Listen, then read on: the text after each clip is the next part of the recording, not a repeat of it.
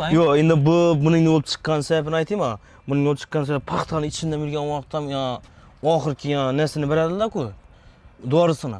Shuning ichidan bemalol yurib chiqadi. Bug'doy, shuvalning ichida. Misol uchun hozir shuvalga tushdi degan 3 yo'lacha bosib ketadi bu shuvalning ichida. Yuridi shundan mi? Shundan ham shang'ilib yuradi. Yana bir yeri bor. Men aytchakim, ina berib boqaq ina. Ebida hozir buni ko'tarib turib, kengaytirib, korka tuzish mumkin bu bir. Bu hozir 20 santimetrdan chiqadi o'xshaydi bu yana men. Hava 20 santimetrdan chiqadi. Yana har 4 sini o'zgartirib bo'ladi. Hozir misol uchun balonlari bor oxiri. Kerak bo'lsa semish yuritish kerakmi? Balonlari shu ichonda richaki bor, tuzadigan. Tuzasan, semish ham yuradi. Diagonaldan yuradi. Hava. Молодец. 4 balon ham tortadi. Misol uchun kardan o'tgan, kardan ham beri Kardan ham zashtasi turadi. Zashtasi keldi buni ham.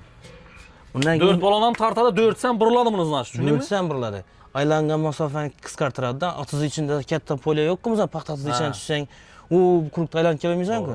Durgan yerida 4 san shanka aylantasini arxeologdan ketaverasiz yana. Depkilash, misol uchun atizni depkilab rasxod kamaltiradi. Bug'doyda bo'lsin, sholida bo'lsin. Misol uchun 15 santi novoya bu. 15 santi hech narsa emas. Hech narsa emas.